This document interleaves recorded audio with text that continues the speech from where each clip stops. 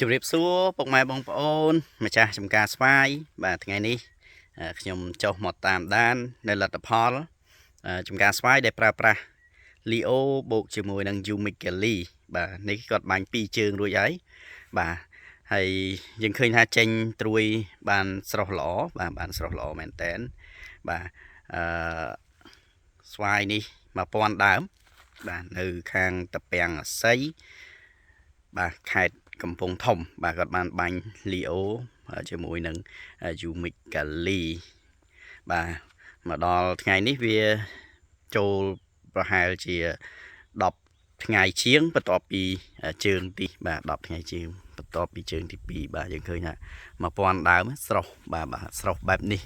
បាទគ្រប់ដើមតែម្ដងបាទប្រភេទស្វាយនេះបាទគឺ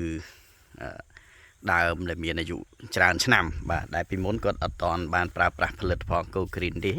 បាទគាត់ប្រើប្រាស់ផលិតផលផ្សេងបាទតែមិនសូវបានសមប្រកបទើបគាត់សម្រេចចិត្តប្រើផលិតផល Go Green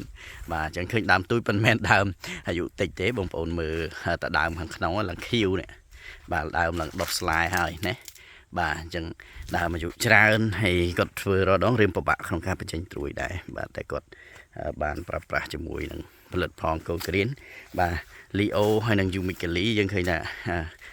ត្រួយចាប់ផ្ដើមចេញមកល្អបាទត្រួយចេញល្អណាបាទនេះកញ្ចប់ថ្នាំបាទនេះបាទគាត់បានប្រើបាទនេះ Umigeli បាទ Umigeli បាទហើយនេះ Leo បាទនេះ Leo បាទនេះ Leo ផង Go Green បាទអញ្ចឹងគាត់បានប្រើប្រាស់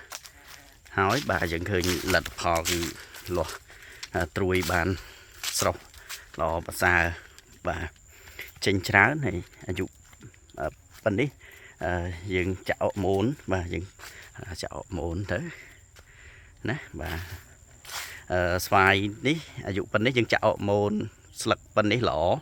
បាទព្រោះស្វាយនេះប្រភេទដើមថ្នាំងយ៉ាងខ្លីបាទអញ្ចឹងយើងចាក់នៅវ័យហ្នឹងល្អប្រសើរបាទអរគុណពុកម៉ែបងប្អូនសម្រាប់ការទស្សនានៅវីដេអូបាទយើងជួបគ្នានៅវីដេអូក្រោយ